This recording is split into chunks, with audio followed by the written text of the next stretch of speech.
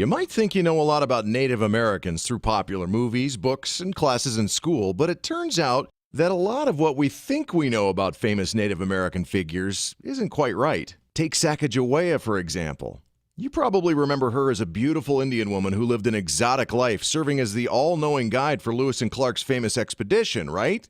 Well, that's not exactly how it happened. Not much is known about Sacagawea's early childhood, but we do know that she was born in 1788 into the Agatica tribe of the Lemhi Shoshone in what is now Idaho. In 1800, when she was about 12 years old, Sacajawea and several other girls were kidnapped by a group of Hidatsu Indians. She was taken as a captive to a Hidatsu village in present-day North Dakota. Then she was sold to a French-Canadian fur trapper named Toussaint Charbonneau. Within a year or so, she was pregnant with their first child. Soon after she became pregnant, the Corps of Discovery arrived near the Hidatsu villages. Captains Meriwether Lewis and William Clark built Fort Mandan there and then started interviewing people to help guide them on their perilous expedition. They agreed to hire Sacagawea's husband, Charbonneau, with the understanding that his lovely wife would also come along as an interpreter. They figured her very presence would help any encounters with native tribes along the way. As Clark noted in his journal, "A woman with a party of men is a token of peace." Shortly thereafter, Sacajawea gave birth to a little boy named Jean-Baptiste Charbonneau. Clark called him Pompey. She carried Pompey on a board strapped to her back as the Corps of Discovery forged on.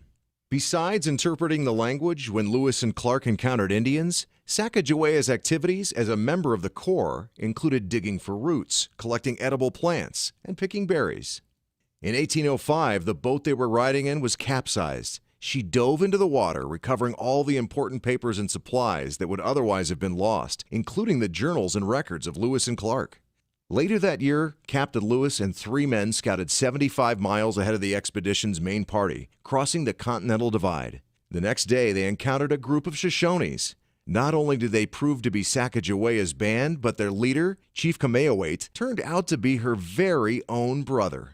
After 5 years of separation since her kidnapping as a young girl, Sacajawea and Kameawait had an emotional reunion.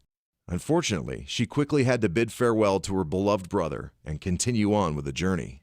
At one point, the expedition became so difficult and freezing, the group was reduced to eating candles to survive. When temperatures finally became more bearable, Sacajawea found, dug, and cooked roots to help the group regain their strength. On the return trip, they encountered an Indian wearing a beautiful fur robe.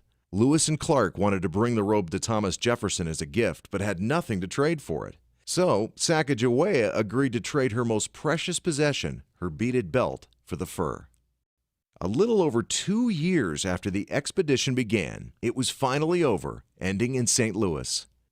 Today, we learn about Sacajawea in school as a heroic guide, but her life, like most everyone's, was much more complicated than history books sometimes give her credit for.